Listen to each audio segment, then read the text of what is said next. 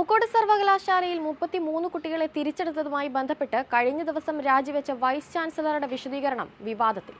കുട്ടികൾക്ക് സസ്പെൻഷൻ ഉത്തരവ് കിട്ടിയിരുന്നില്ലെന്നും അതുകൊണ്ടാണ് സർവകലാശാല ലോ ഓഫീസറോട് നിയമോപദേശം തേടാതെ കുട്ടികളെ തിരിച്ചെടുത്തതെന്നുമായിരുന്നു വിസിയുടെ വിശദീകരണം. എന്നാൽ അപ്പീൽ പരിഗണിച്ചാണ് സസ്പെൻഷൻ പിൻവലിച്ചതെന്നും വിശദീകരിക്കുന്നു. സസ്പെൻഷൻ ഉത്തരവ് കയ്യിൽ കിട്ടിയാൽ മാത്രം നൽകാൻ കഴിയുന്നതാണ് അപ്പീൽ. കേട്ടറിവിന്റെ പേരിൽ ആരും അപ്പീലുകൾ നൽകാറില്ല. ഈ സാഹചര്യത്തിൽ കുട്ടികൾക്ക് ഉത്തരവ് കിട്ടിയില്ലെന്ന രാജിവെച്ച വിസിയുടെ വിശദീകരണം പൂക്കോട്ടെ അട്ടിമറിക്ക് തെളിവാണ്. ലോ ഓഫീസറോട് നിയമോപദേശം തേടിയില്ലെന്ന പിഴവ് മറയ്ക്കാനാണ് ഉത്തരവ് കിട്ടിയില്ലെന്ന ന്യായം രാജിവെച്ച വിസി പറയുന്നത്. കുട്ടികളിൽ നിന്നും വിവരങ്ങൾ പുറത്തു പോകരുതെന്ന് പൂക്കോട്ടെ പ്രതികൾ ആഗ്രഹിക്കുന്നുണ്ട്.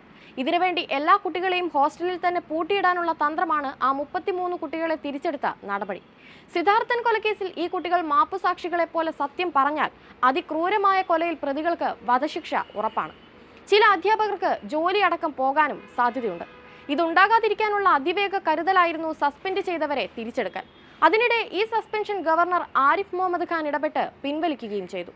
സിദ്ധാർത്ഥന്റെ മരണത്തിന് പിന്നിലെ സസ്പെൻഡ് ചെയ്ത വിദ്യാർത്ഥികളെ തിരിച്ചെടുത്ത വിസിയുടെ നടപടിയിൽ ഗവർണർ വിശദീകരണം തേടിയിരുന്നു. വിശദമായ റിപ്പോർട്ട് സമർപ്പിക്കാനും ആവശ്യപ്പെട്ടിരുന്നു.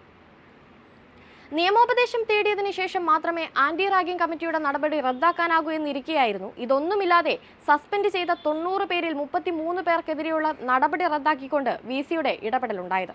ഇതിന് പിന്നാലെയാണ് വിസിയുടെ നടപടി ഗവർണർ ചോദ്യം ചെയ്തത്. പൂക്കോട് വെറ്റിനറി കോളേജ് വിദ്യാർത്ഥി സിദ്ധാർത്ഥന്റെ മരണവുമായി ബന്ധപ്പെട്ട നടപടികളിൽ വീഴ്ച വരുത്തിയെന്ന പേരിൽ അന്ന് സർവകലാശാല വിസിയായിരുന്ന ഡോക്ടർ MR ശശീന്ദ്രനാഥിനെ ഗവർണർ സസ്പെൻഡ് ചെയ്തിരുന്നു. ഇതിന് പിന്നാലെയായിരുന്നു പുതിയ വൈസ് ചാൻസലറായി ഡോക്ടർ PC ശശീന്ദ്രനെ നിയമിച്ചത്. ആൾക്കൂട്ട വിചാരണയെ തുടർന്ന് സിദ്ധാർത്ഥൻ മരിച്ച സംഭവത്തിൽ കോളേജിനും ഹോസ്റ്റൽ അധികൃതർക്കുമുണ്ടായ വീഴ്ചകൾ പരിശോധിക്കാൻ 4 കമ്മീഷനെ വിസി ഡോക്ടർ PC ശശീന്ദ്രൻ നിയമിച്ചിരുന്നു. 3 മാസത്തിനകം കമ്മീഷൻ റിപ്പോർട്ട് സമർപ്പിക്കാനിരിക്കെയാണ് അദ്ദേഹത്തിന്റെ രാജി. പുതിയ വൈസ് ചാൻസലറായി ചുമതലയേറ്റതിന് പിന്നാലെ പൂക്കോട് വെറ്റിനറി കോളേജ് ഹോസ്റ്റലിൽ പുതിയ പരിഷ്കാരങ്ങൾ ഏർപ്പെടുത്താനും PC ശശീന്ദ്രൻ തീരുമാനിച്ചിരുന്നു.